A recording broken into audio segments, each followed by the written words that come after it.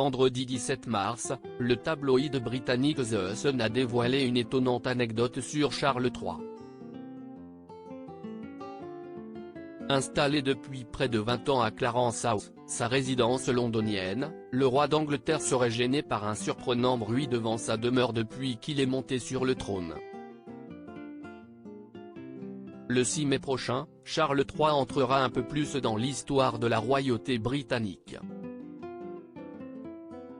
Le fils d'Élisabeth II, monté sur le trône le 8 septembre dernier suite à la disparition de la monarque, sera couronné roi d'Angleterre devant près de 2,000 convives rassemblés en l'abbaye de Westminster, tandis que des centaines de milliers de curieux sont attendus dans les rues de Londres, faisant exploser les prix des hôtels.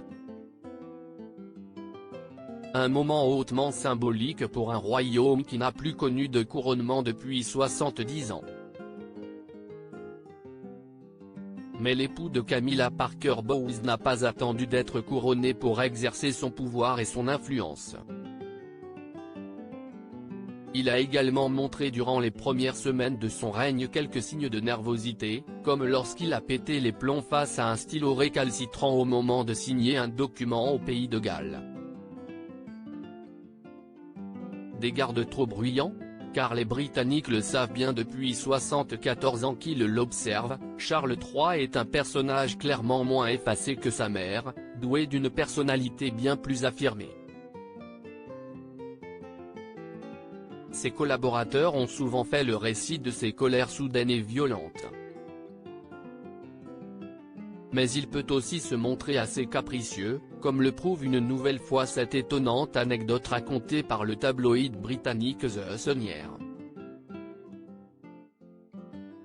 Depuis plus de 20 ans, la résidence officielle de Charles III et Camilla lors de leur séjour londonien n'est autre que Clarence House, dont il a hérité après la mort de la reine-mère. Mais depuis qu'il est monté sur le trône, le roi passe beaucoup plus de temps qu'auparavant à Londres et serait particulièrement gêné par le bruit de la relève de la garde devant sa maison.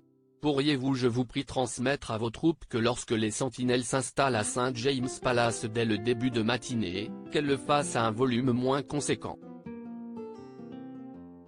Clarence House est une résidence, les personnes y vivant apprécieraient, aurait-il écrit dans une note à un officier de l'armée. Un changement de garde qui empêcherait le roi de se concentrer sur ses tâches matinales.